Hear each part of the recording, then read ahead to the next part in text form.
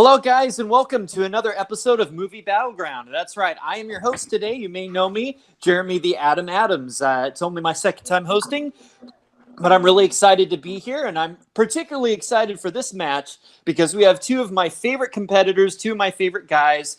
Both these guys have won matches. Both of them have proved their stuff, and they're both just a lot of fun, and they're both personal friends of mine. So without further ado, let's jump into this and see who we have today. I'm going to start off with somebody who knows a lot about music. He's an awesome guy. He knows a lot about food. He runs a certain awesome league called Jukebox Trivia. Brooklyn Vail. Brooklyn, how are you doing today, and how you feel being here?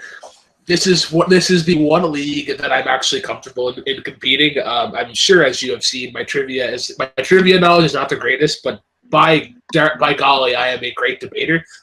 Since it's been a hot minute since I've debated, since then I have beaten Nico in a wrestling debate, and I think that's it. But yeah, I love debating. It's a great form, and I think it improves everybody's speeches. Well, I think that's clear since you already you're 2-0. You have 2 wins so far in this league. So obviously you know your stuff, but it's not going to be particularly easy for you today because the other guy we have is somebody who I've personally had to debate, and it's never fun because he is very opinionated, very smart, knows his stuff. It is Rene Villarreal Jr., RJ, or the Red Ranger, whatever you want to call him. He's won 1 match, but it was a KO, and he's here to get some more blood. RJ, how are you feeling today? I'm just taking in all the compliments. I'm one of Jeremy's favorite people. I'm letting that sink in. It makes my heart smile. Brooklyn is too. I don't even care if I don't win today. It just makes my heart smile. But no, it's glad to be back. I'm glad to be back. It's always just fun where we can talk about movies, but not necessarily like movie trivia. Obviously, we still have to know our stuff to make some of these arguments, but it's always fun. We always have nice times, and I don't know. Just something about when people just get to share their opinions, I just have a good time. I don't know what it is. Like, I don't particularly like to argue or debate, but I don't know. Me and Jeremy just we've had our disagreements. That is unfortunately true. And Jeremy knows that sometimes I can get a little out of hand, but I try to keep it down. But well, this is the time. I don't have to. So this is the time where we totally want it to happen. We want you to go all out. So the way it works is we've changed the format a little bit, trying to shorten things, keep it a little briefer. So there's going to be 3 main round questions. Each main round will get an opening and a closing from each player, and there will be a main in between the battleground where they have 5 minutes to debate on the topic. Each player has the option of a 1-minute extension. They can call at any time during the 3 main round segments. If they want, they have to say before we start the discussion, I want my 1-minute extension for this round. And then when we finish the 3 main round segments, there will be a speed round, which will only be 2 questions now. So you guys, are you ready to get into it tonight? Let's get it on. All right, guys. So our first topic tonight, it's a topic that's always there because it's one of the biggest things in movies these days. That is the Marvel Cinematic Universe. It's something we've asked about a lot. And what we want to ask tonight is something that's definitely something that's very close to the hearts of all Marvel and MCU fans, and that is the post-credits sequence. Simply, the question is, what is the best post-credit sequence in a Marvel Cinematic Universe movie? It can be mid-credits, it can be after the credits, as long as it's the one sequence, can't be both. So both of our players have selected their choice. We're going to get their opening arguments. Since he does have 2 wins, we're going to go ahead and start off with Brooklyn tonight. Brooklyn, short opening statement on and what you've picked. Yeah, so I have picked the Ant-Man and the Wasp, actually the last film to come from the MCU. Simply put, this could have been a very safe route, similar to the previous film in Ant-Man, where they had introduced a character that everybody saw coming, and just leaked a clip from the next movie. But they caught everybody off guard and changed the setting of the current movie, and then built on what the next movie has to offer and potential storylines, what they can bring with theories. And that is, of course, whenever Ant-Man gets stuck in the quantum realm because of the snap, and you see Jenna Van Dyne, Hope Van Dyne, and Hank Pym lost in dust. All right, Ant-Man and the Wasp. All right, let's jump over to RJ. RJ, what scene did you pick? So I also stayed in 2018 for my pick.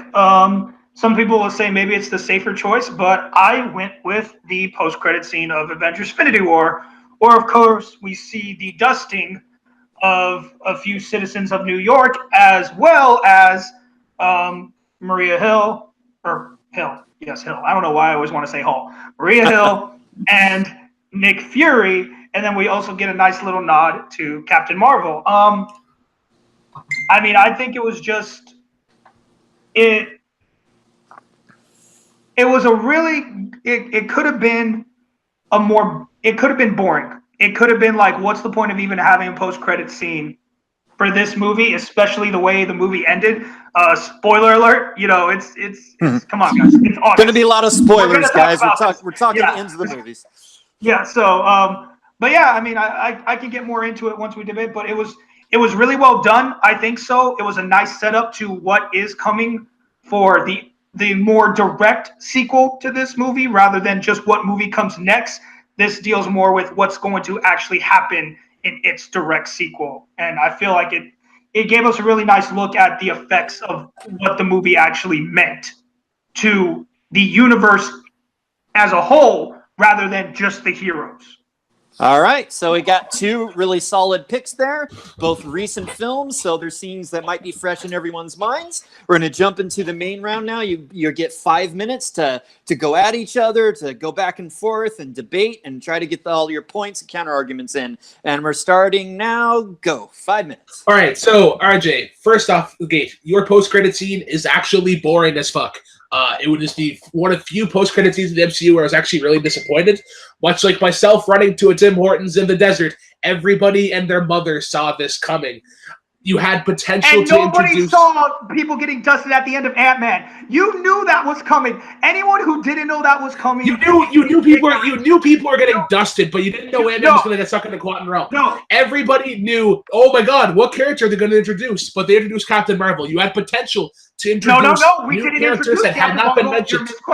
We didn't introduce Captain Marvel. We hinted at her. You showed her logo. You showed her logo. That is the first Captain Marvel-esque thing. That's not an introduction. That's not an introduction. Sorry, Mr. Speaker, Mr. Jeremy Adams, may I retract the use of the word introduction of Captain Marvel. It is the first logo. It is the first image that we see of Captain Marvel in a Marvel Cinematic Universe film. You had potential. It's not an image of Captain Marvel herself. It's her logo. So still wrong in your choice of words, but I understand what you're saying, and I think it's what we needed. It was the hope after all that despair. Yep, it was hope after all that despair. I was sitting there in that theater, just watching that cast list go down, dead. You know what I needed at the end of that movie after all that? I needed that little bit of hope, just of like, remember, guys, something great is about to happen after this. And watching that 90s beeper come up and then just watch her signal go by, that was the greatest hope I could have gotten at the end of all that. But the problem with that post-credit scene is that Marvel had potential to introduce new characters that they had not announced yet. Maybe potentially like a Namor, a Gladiator, even a Quasar, like new characters that we haven't talked about. Yes, but anyone who follows the MCU knows that they're not doing any of that until after Avengers 4. So we already know that they weren't going to do that. So there's no potential there because we know we're not talking about that because we don't want to spoil anything for what happens after Avengers. So here's my thing. If you already know Captain Marvel is going to be a part of Avengers 4, then why show that clip? Like you're being redundant. You're being redundant with that clip, and it defeats the purpose of showing that if you already know he's going to have some form of role. But you're focusing on one part of the post-credit scene. What that scene also did, the part that makes it shitty. Showed us. Yes, but remember that this post-credit scene also showed us the full effects of the snap. All we saw were heroes disappear. Granted, we saw Warriors of Wakanda disappear. I do know that. But we only saw people directly who had direct contact with the Black Order, Thanos, and his forces dusted. What that gave us is like, no, guys, you need to remember this. This was on a universal scale. Granted, we only saw New York. We could have saw more, but it showed us this is not a game. This happened. This happened for the whole universe. It makes sense. If you go into that movie thinking, you can oh, it say only affects... Ant-Man and the Wasp just carried off of that. They literally just did exactly the same thing. So how can you say their scene is better when they literally just piggyback off of it? So what questions do you have going in after the Avengers Infinity War spoiler? What questions do you have? The questions that you develop with the Ant-Man and the Wasp post-credit scene is, how are they going to discover Ant-Man? What role is he going to play? That's literally the only question. In Avengers that 4. Is literally the only question anybody was asking after that movie. What Mr. happens Speaker, to Ant-Man? That's literally the only question. That is how is Ant-Man going to get out of there? That's the only question. Mr. Speaker, I have allowed myself to give RJ his time to make his point. May I please? Actually, guys, we're down. We have 1 minute left. I'm going to kind of set the direction for the end here. I just want you to tell me that moment where you saw that scene. You know, how did it land with you, and why is that scene? What was that experience so powerful? Go ahead, Booklynn, since you want to talk there. I'll let you go first on this. The moment the walkie-talkie dangled from we see that frame of just it hitting the ground, because you don't know how they're going to get Ant-Man and how crucial Ant-Man will play in a significant role. The quantum realm is something that has only been discovered, as we talked about, twice. In the first Ant-Man for about 5 seconds, and the same with Doctor Strange for about 5 seconds. There's a plethora of theories and concepts and what they could do with Ant-Man, whereas Avengers Infinity War just gave us the obvious. And RJ, real quick, before this round ends, what was the experience of that post-credit scene for you? Like I said, it was hope. It was hope in a very dark hour of what happened after Infinity War, watching everyone get dusted. Well, not everyone, but watching a lot of heroes get dusted. And even just to talk about nailing, hammering in that nail, just reminding you, by the way, it's not just heroes that are disappearing. There are regular people gone. Look around your theater. Some other people might be dusted. I was like, are we okay? Am I gone? I don't feel so good, Mr. Stark. I was like, if anyone felt bad at that moment, oh God. And then that little ray of hope it was just the right touch after a movie like that, when you knew you were going to end that movie like that. All right, that is the end of the main segment there. Give you guys a little extra time, but I think it was warranted. But we go into our closings now. So just give me real quick, just one last shot. What makes yours better? What makes theirs worse? So RJ, we're still staying on you. Your last shot on this segment. Well, Brooklyn likes to say that everyone saw it coming in Infinity War. Everyone saw it coming in Ant-Man. You knew you had to catch him up to Infinity War. Someone was going to get dusted. You want to go back and watch any of Full Metal's discussions about this? I called it from day one. Hank and Janet were gone. I knew that was coming. Granted, they got me with hope. I'll admit that. They got me with that. But you saw it coming. You knew that's how they had to end it. Infinity War, they could have left it. They didn't have to give you a post-credit scene. But it expanded more on the story, expanded the universe beyond your heroes, and like I keep saying, gave you that little glimmer of hope of Avengers 4 is coming. There's this character on the way who's going to be a big part of it. Solid, and that's all we needed. All right, and Booklynn, you're closing. Mr. Speaker, my opponent said it himself. He was caught off guard when hope was given to the snap. The point of the post-credit scene of Ant-Man and the Wasp was it caught everybody off guard. The Avengers Infinity War post-credit scene was redundant. It appeased to the 20% of people who aren't familiar with the MCU, who are not intelligent, who need to be reminded for some reason. Yeah, this affects the entirety of the universe. That was reiterated time and again in the Avengers Infinity War. Great as it is, the post-credit scene, he talks about hope, but that doesn't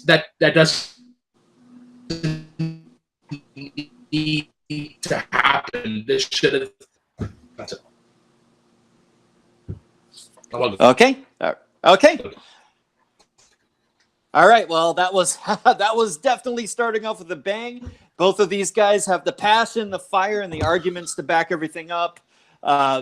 very awesome beginning, and I just think both of you guys knocked it out of the park. That definitely didn't make my job trying to give one of you guys the point here. Just to kind of recap a little bit, I feel like you both had, your points, like RJ saying we needed this ending, it was offering hope. Brooklyn saying that, we didn't know, what, out of nowhere we see the snap enter into this movie and how that tied in, and the extra surprise of Ant-Man ending up in the quantum realm. And then you both counted each other. Brooklyn saying that it was really just a redundant scene in Infinity War, whereas it was an added thing in Ant-Man that we needed. RJ saying that, we saw this coming. Both of you saying you saw it coming, kind of canceling each other out quite a bit.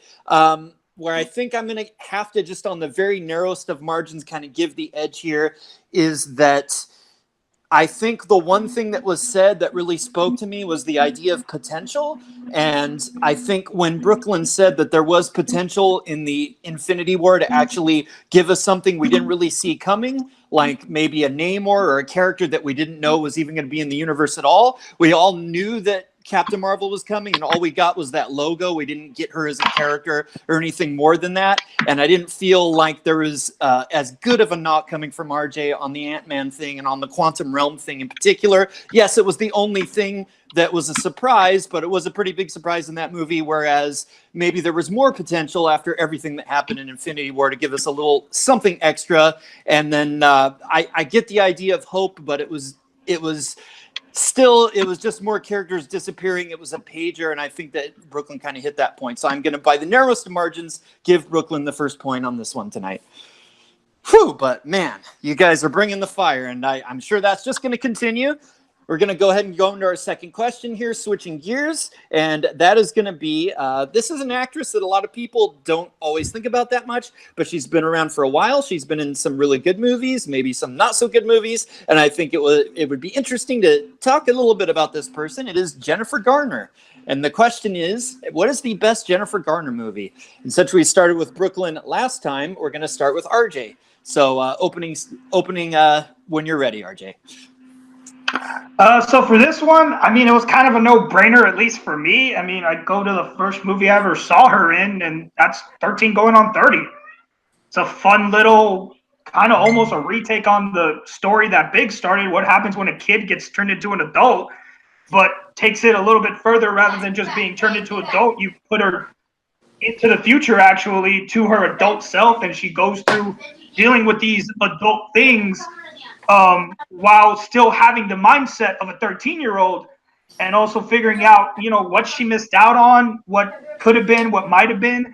It's just a really fun little romantic comedy that I always enjoy. The supporting cast is great. You got Mark Ruffalo as the best friend love interest. You have Andy Serkis as her boss. You have, if I'm not mistaken, it is Judy Greer who plays her frenemy in it. I'm actually pretty sure that is Judy Greer in there. I don't know why I always forget. But yeah, I mean, it's a fun cast. It's a fun movie, and I always enjoy the hell out of it. If anyone would ever ask me what would I watch with Jennifer Garner, I'm always going to recommend 13 going on 30. All right, great. 13 going on 30. A good pick there. But we jump over to Brooklyn. What do you have to counter that? The superior movie is 2011's Butter, directed by Jim Field Smith, who had done the previous year before She's Out of Your League.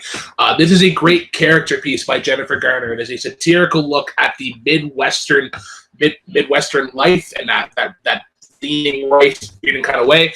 Jennifer plays Laura Pickler, loving and supported by Bob Pickler, played by Ty Burrell, and she reeks of First Lady. Her husband Bob, of course, this master butter carver of 15 years, he decides to retire. Also, gets caught cheating with a hooker, and she just has none of it. And she's like, you know what? I am going to not only fix this marriage, but I'm also going to enter the butter competition and win.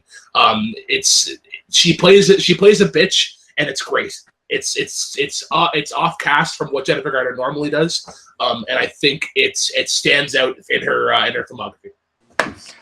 All right, two good choices there. This will be interesting to see. I'm going to start the timer on the 5 minutes now. Again, we are beginning the main argument. Let her rip.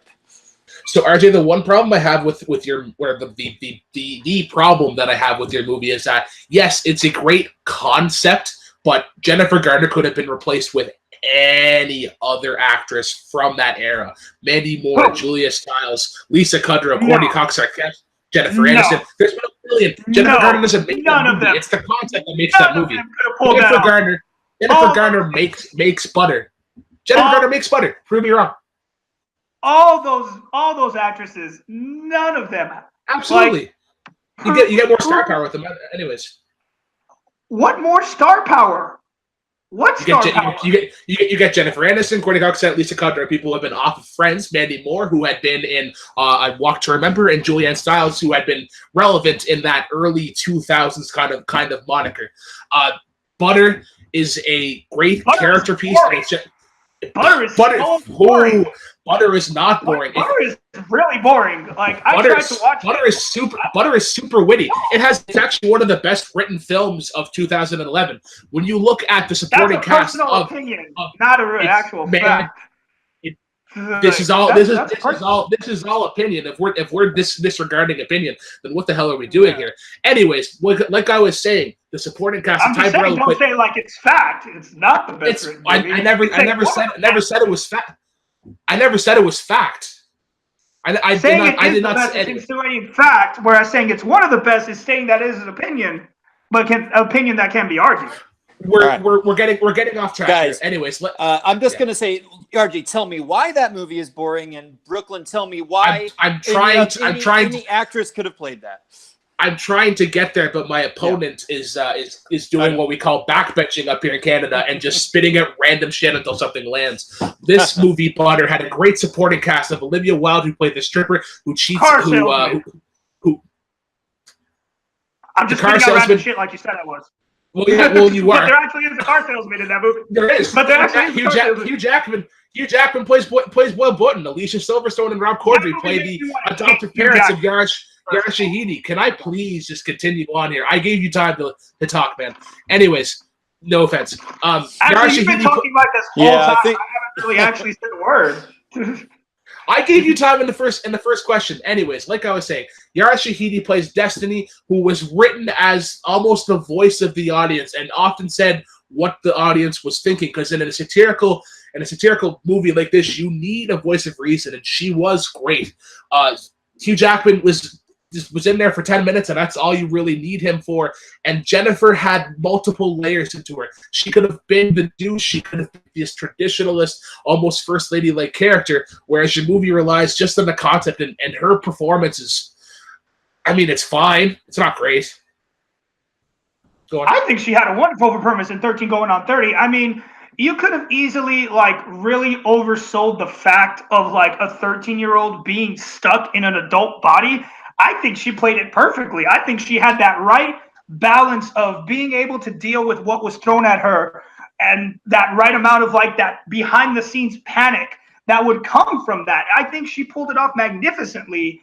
I think she showed so much heart in it. I mean, just the way she reacted to dealing with adult situations, I think she pulled off great. I think her style really shone through in that.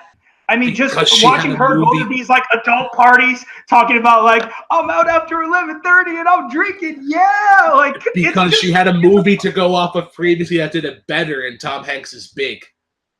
It's essentially the same thing. Instead of Jennifer Garner being in the present day, it's not the same thing in any way. Remember, Tom Cruise instantly grew into adult. Hanks. Wow. Tom Hanks. Oh, I'm sorry, Tom Hanks. Well, I hate Tom Cruise, so I'm talking about a movie I don't like. So, But anyways, so in Big, he instantly turns into an adult and has to figure out adult life, where Jennifer Garner is actually thrown into the future. So it's actually a completely different thing. That's just lazy writing. Change one thing, and that's. And come on, who can forget that thriller scene? Who doesn't like watching that thriller? That's the same thing as a novel. It's the same thing as a novel adaptation. Fudge one thing, and then that's what makes it your adaptation. Yeah, and then Mark Ruffalo and Jennifer Garner's chemistry in that was beautiful. I thought they made the greatest pair of friends turned lovers, for lack of a better word. I guess I can't really think of a better way to say it. But their chemistry was amazing. Whereas, like I said, Butter, it just 10-second warning, guys. It's formulaic though. Everybody, it's just like, hey, it's like, oh yeah, he's the best friend. He turns. So why not take the risk? And this Butter has the risk and gets the reward. All right, that's I don't think it, guys. Deserved it. time is up there. That's the end of the main round segment. So we're going to go into closing arguments. I'm actually going to ask, the question was, what's the best Jennifer Garner movie? So I want you in your closing to focus on what makes the movie better, not just necessarily her performance, but the film overall, what makes it better. And we're going to start with Booklyn this time. Jennifer Garner is much like oil in food. It blends well with many things, and it doesn't blend well with others. And she played both. She played both roles of that beautifully. She showed heart in her interactions with Destiny, and she reacted like oil and vinegar did with her and Brooke, with other people in the community. And it was a great look at the Midwestern culture, the state fair isms, and how people get so wrapped up to it, and how there's this procedure, there's this problem. I believe that it's this twining of multiple stories where you have Jennifer Garner playing this first lady, the story of Destiny, who was lost, trying to find a home, and yeah, I'm not on it. All right, and RJ, what makes 13 Going on 30 the better film?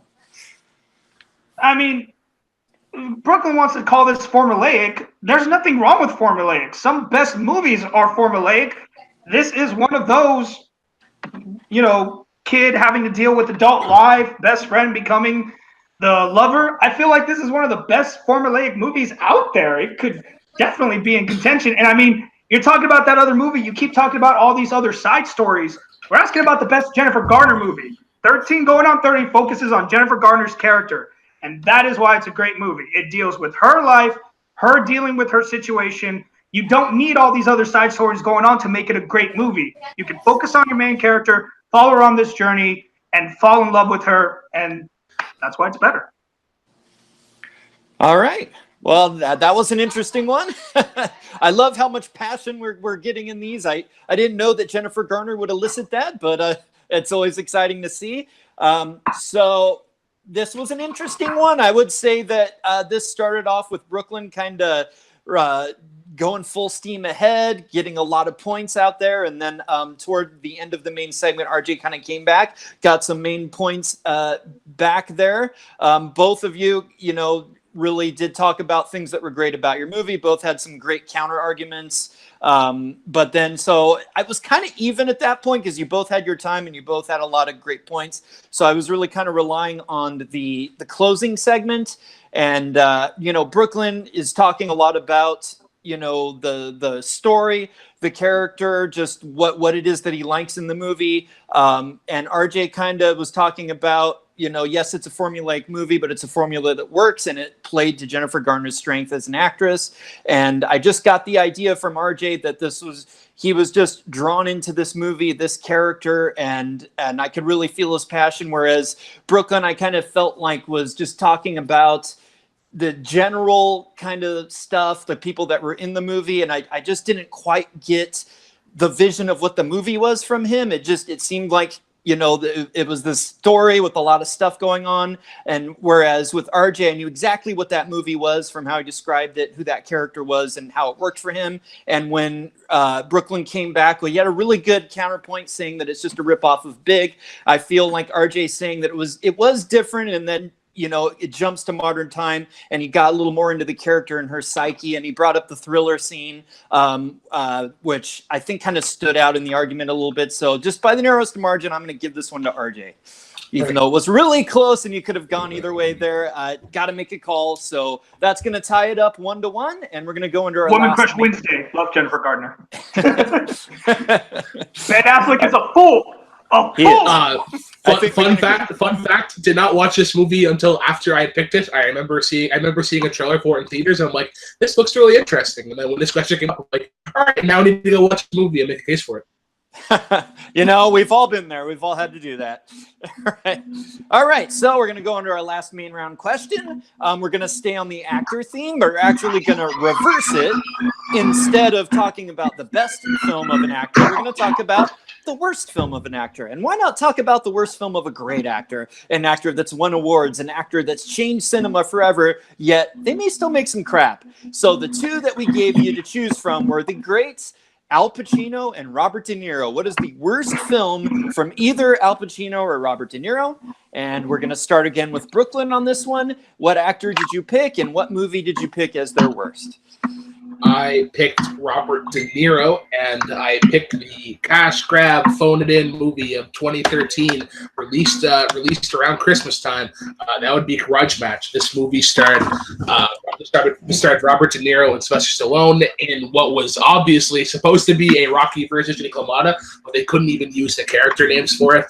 This really had the potential to be a self-aware sports comedy, but it just fell flat with an all-star cast and some big miscasts in Kevin Hart especially.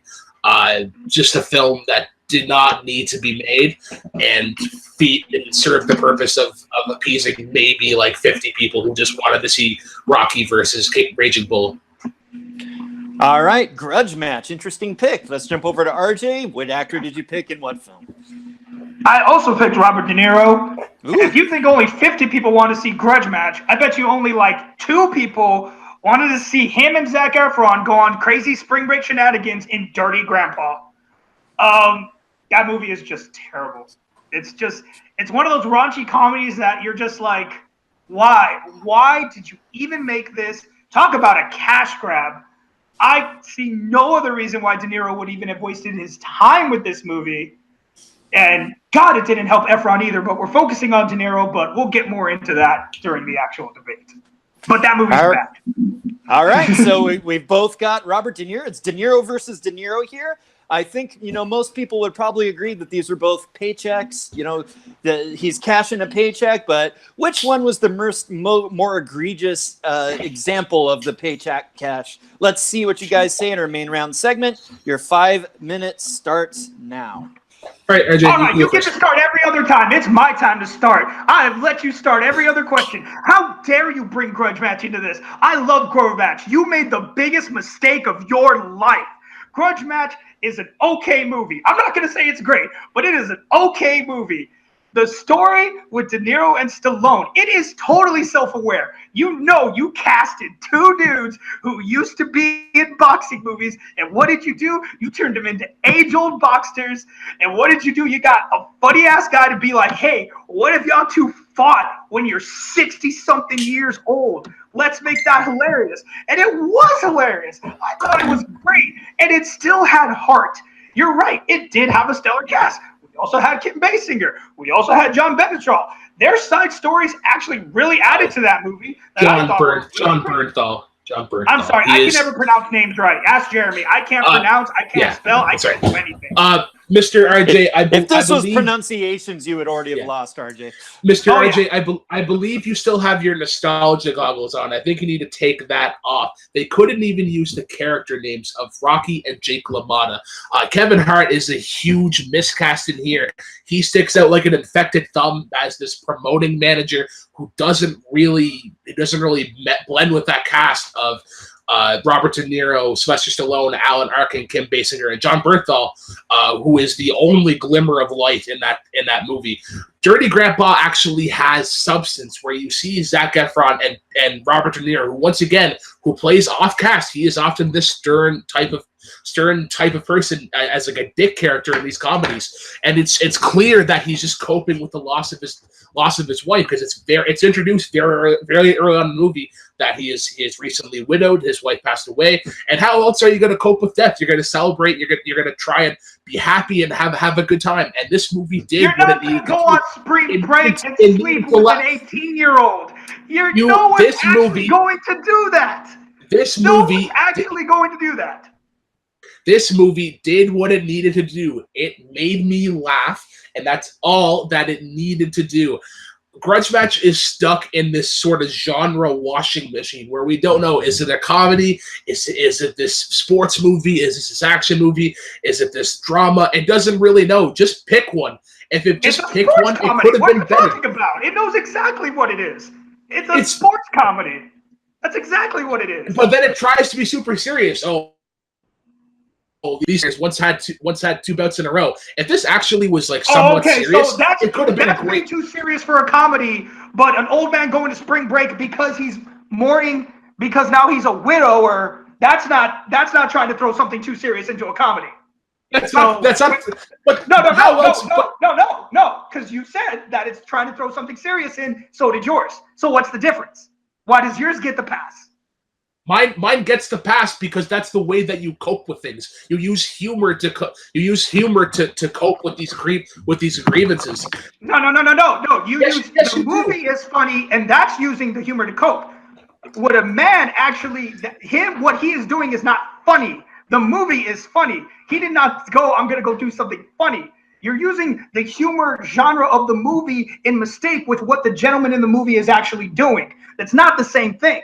But it's not about what it's but it's not about like if it's a raunchy comedy. That's what it is. That's what it needs. That's what it needs to be. It's gross and grotesque. Yes, but that is what a raunchy comedy is.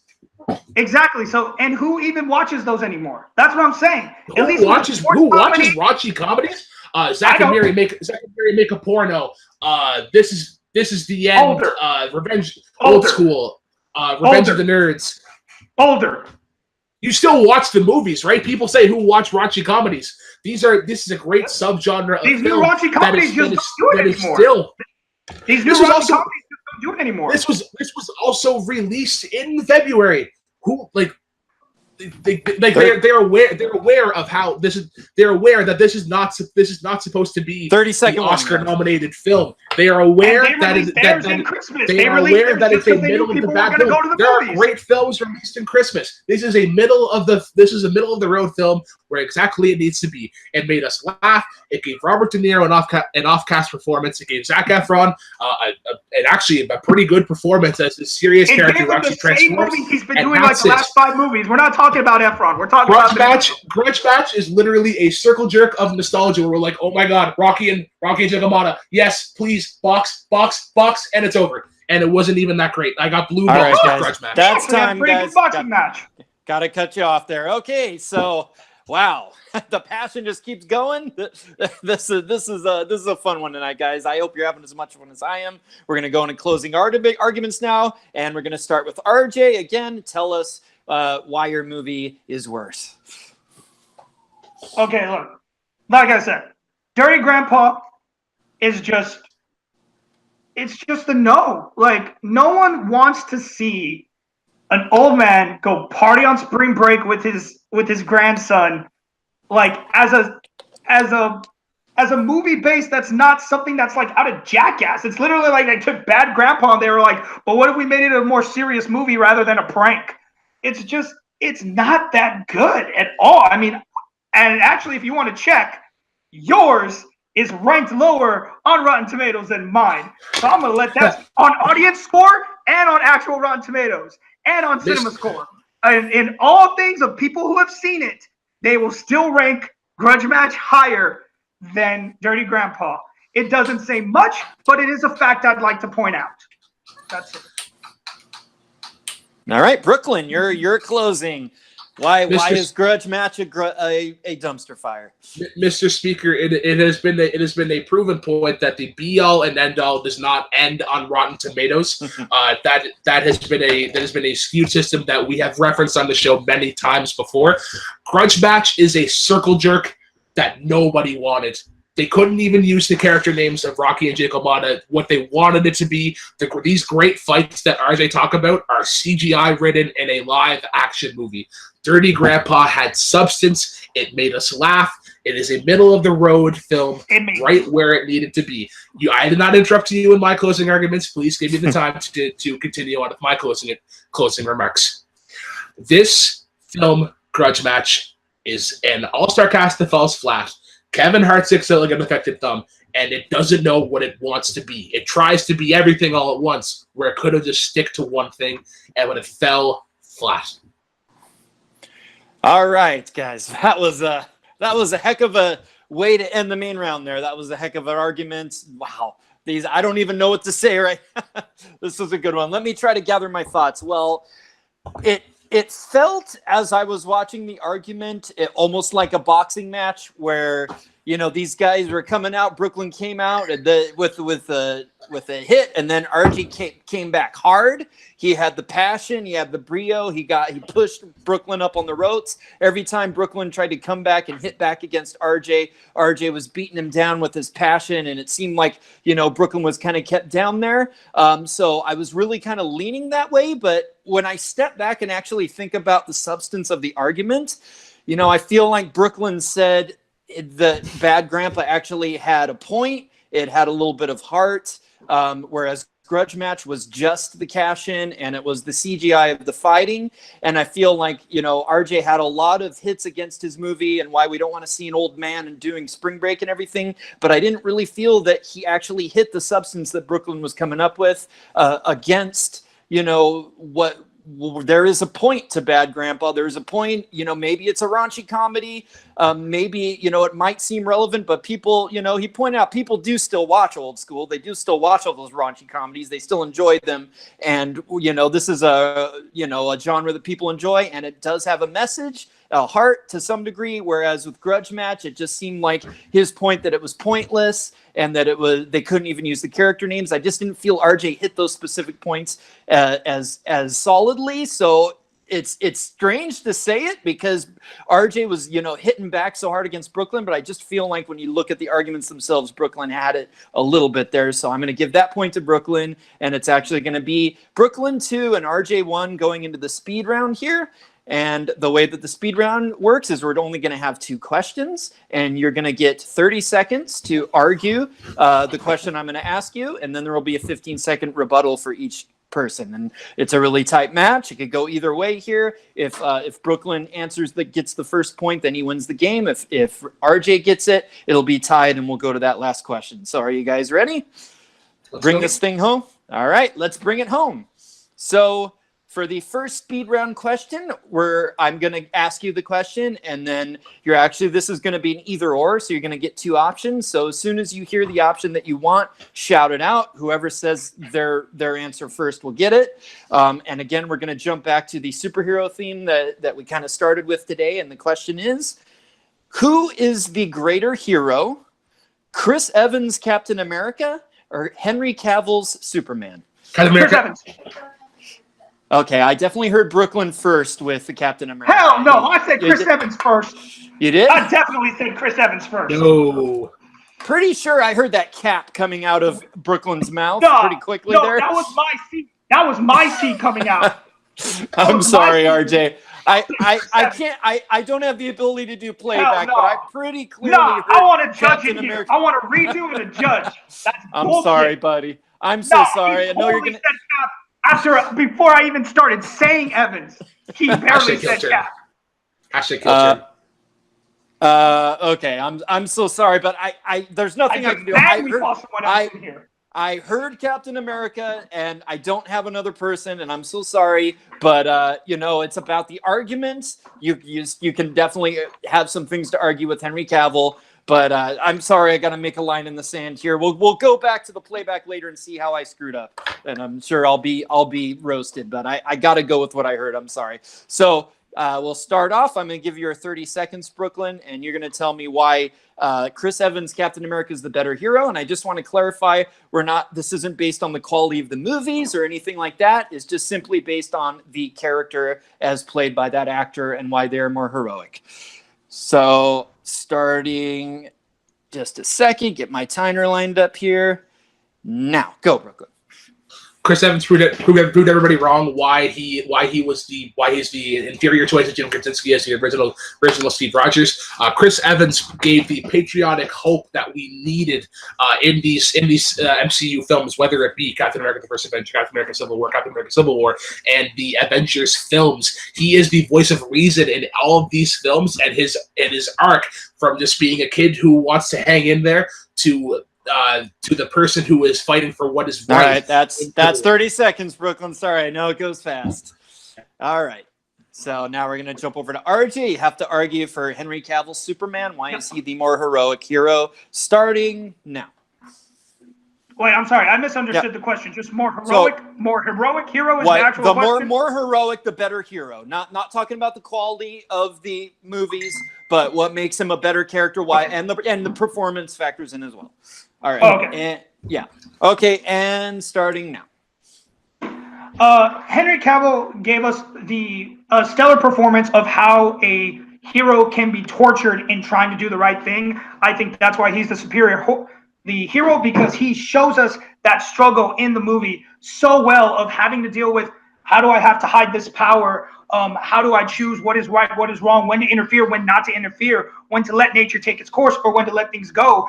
Steve Rogers does not have to deal with that problem because he lives in a world where the heroes can be known, whereas Henry Cavill also has to deal with the secret.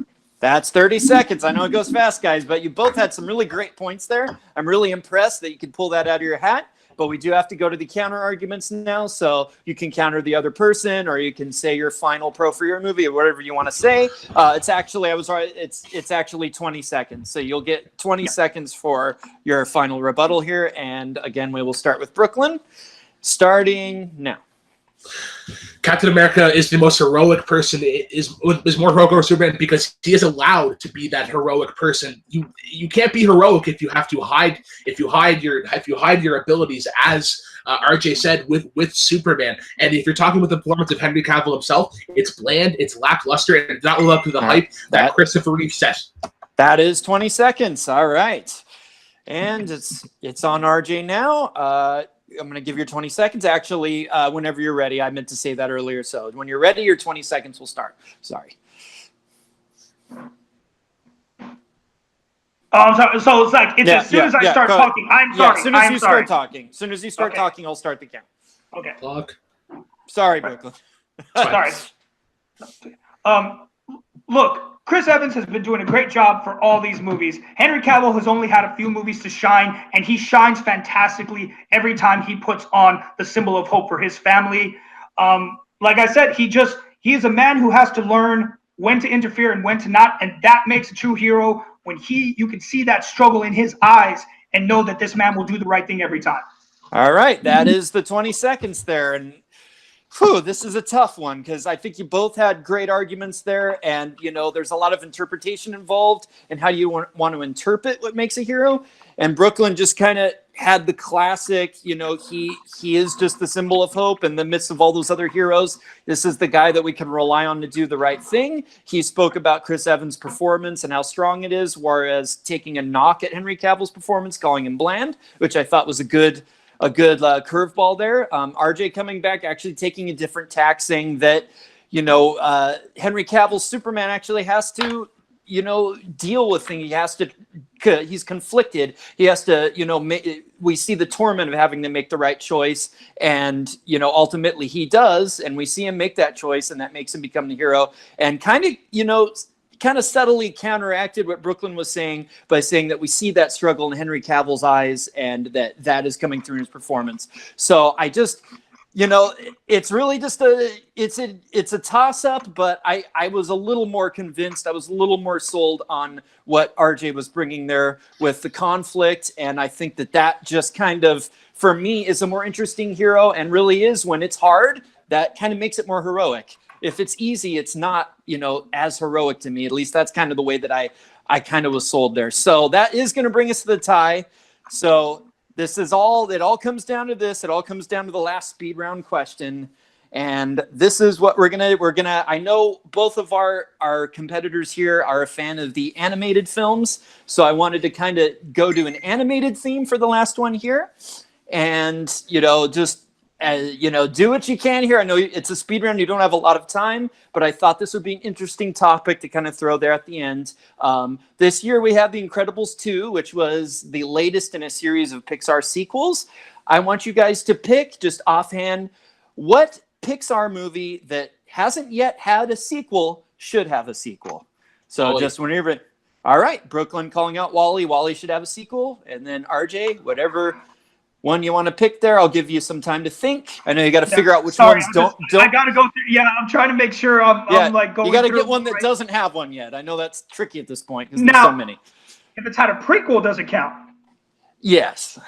Yeah. Okay. Sorry. pretty sure. Can't have a second film. No second film. A Bug's Life. All right. So we got Brooklyn with Wall-E. We've got RJ with A Bug's Life. Brooklyn did call his out first. So I'm going to do this right, not screw up as a rookie host. Whenever you're ready to start talking, Brooklyn, I'll start the timer, and you can tell me why Wall-E is the movie that should have a sequel.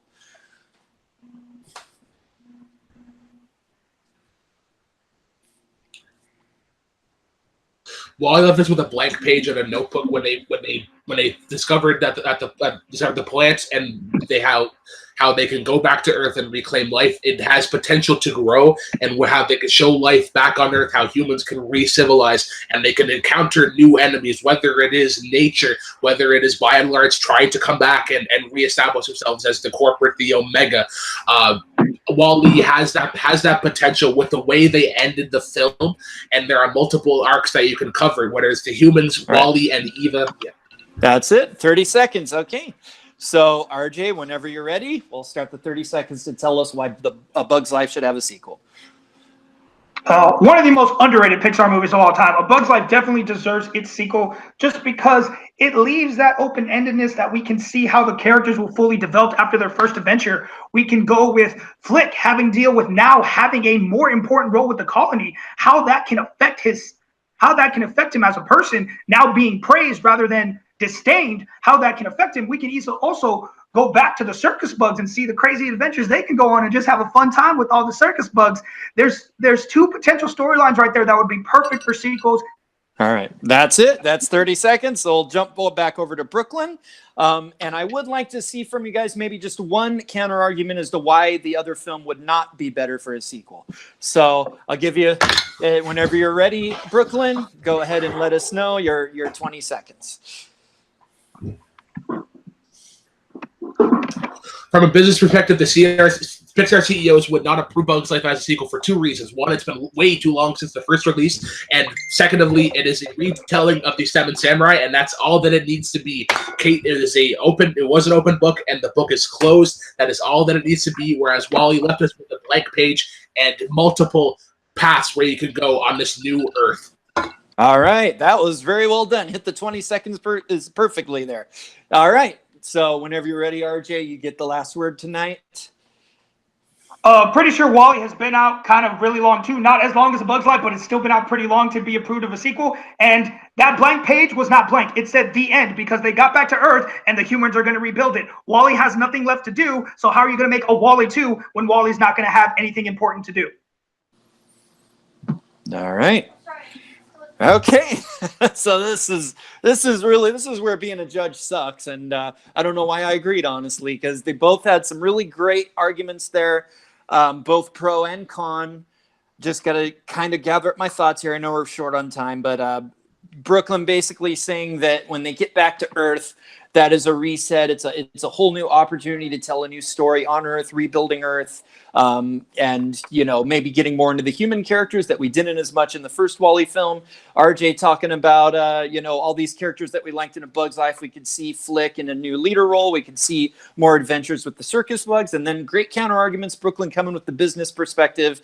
A Bug's Life's older, and also saying it was based on a pre-existing story, and they kind of told that story already, so it would just be redundant to try to do spin off from that. Whereas RJ saying that, Wall-E really was the story about Wall-E, and that story concluded. He had a mission to fulfill. He fulfilled it. And then if we just go on, there's not really any point because that's not the movie that it was. So it's up to me. I feel like it's pretty even there. I think that there are really great arguments on both sides, really great counter arguments on both sides. I just wish I didn't have to do this, but I just feel like I just got a little bit excited and a little revved up just by the way that it was phrased, that we have this potential of a new Earth, a new hope, something to rebuild. Just something about the way that Brooklyn put that kind of got to me a little more, whereas the idea that, the circus bugs are just going to go do fun things, Flick's going to be a leader, it didn't sell me quite as much. And that counter argument of they were telling the Seven Samurai story and they already told it. Whereas, yes, I know Wall-E kind of fulfilled his purpose, but just the idea of that, them getting there and all starting over and Earth and life starting over again just slightly sold me a little more. So by the narrowest of margins, I'm going to give Brooklyn that point, which will make Brooklyn the winner today. But it was incredibly close. And both of you guys were awesome, as I knew you would be. And it was really hard for me. And, I god dang both of you for being so good. I'm going to take a second just to get thoughts here. I will go to Brooklyn first. What are your thoughts on getting the narrowest win against one of the fiercest competitors you could possibly face here today? First of all, RJ, can we continue to debate? Because that was actually really fun. We shat on each other, but we were respectful. And I think at the end of the day, that was what I loved. That's what I love about debating, is that you can go in with this passion and this attack, but there's this reserve of respect for competitors, and I'm so glad that I got to compete against RJ. It's in singles for the first time. I have a lot of respect for him, and I know that he is going to be a force to be reckoned with. I can't believe that I'm 3-0. This is pretty cool considering it's hard for me to get a win anywhere else, but I guess this is the league that I'm going to shine in, and this is the title that I'm going to go for. So, wow. All right, and I have a feeling he probably hates my guts right now and wants me to retire from this league. But RJ, any thoughts on the match today? I mean, you did great. I never hate you for being a judge, man. You got to do what you got to do. You did great today. No, I mean, it was my first. Honestly, I mean, I kind of got double hit today. I was used to 7. We went to 5. That was a hell of a hit. I'm not going to lie to my psyche at the beginning of the match. Then that was my first speed round, because y'all know my first match was a knockout. Yeah. So I've never had to deal with coming up with an argument in 30 seconds, having to not be able to elaborate. Because believe me, I could have gone on for days about why A Bug's Life would make a better sequel than Wall-E. I could have literally turned that into a whole other debate. But, you got to do what you got to do. I didn't get knocked out. I didn't get technically knocked out. So that's all I can be happy about. Unfortunately, this ends my, well, it doesn't really end anything, because basically in every league, my records are tied. So this basically just puts me where I am in every league. So can't really complain. Yeah, you'll definitely be back because you're really good. But Brooklyn, you're going to continue forward, face some great competition again, and we'll be so excited to see that. This has been a great match today, and I'm excited to see both these guys come back. So that'll wrap it up for today. I'm going to go ahead and get our final plugs. So we'll start with Brooklyn. Where can we find you on the internet? You can find me on Twitter at TheRealBK10, and you can also find me on Take 3, running not 1 but 2 shows. On Monday, you can find me on Jukebox Trivia. At the time of recording this, we had just filmed the great Heads Up Volume 2, where we have the top 8 competitors, Jeremy Adams included, to compete to see who was the number 1 contender in Jukebox. And we also do debates and playlists. And then on Thursday, I do the Late Night Take 3 podcast, where we cover Collider movies and different pop culture. As of recording this, the theme that we are doing is back to school. It's a great time, and you can find me on World of Movie Games all over the place as Royal Flush, being the great shit talker that I am. Always. And RJ, where can we find you? You can find me on my couch, binge watching a whole bunch of shows, mostly anime. You can find me spinning in this new chair that I just love to spin in. Other than that, you can always find me on Full Metal Media. Find me on Facebook at Rene Villarreal Jr., because that's actually my full name. And that's probably about it, because I don't do a lot. Everything you do is awesome, though. And, RJ and I have hosted a show called Nostalgia Goggles, and I promise you guys we're going to get that back on track over on Full Metal. We're going to bring it back, I promise you. So, yes, I'm Jeremy the Adam Adams. You can find me on Jeremy Paul Adams on Facebook and YouTube. I also am over at Full Metal Media running that trivia and other content over there with RJ. I'm also an administrator and head question writer in the Worldwide Movie Trivia, which is on the Worldwide Movie Games Network, which Movie Battleground and Full Metal are also a part of that network. So check out all the content there, and be sure to check us out again here at Movie Battleground. Things are only heating up. We're going toward another title match here, and it's gonna be fun, guys. So stick with us here at Movie Battleground. Again, I'm Jeremy the Adam Adams signing out here today.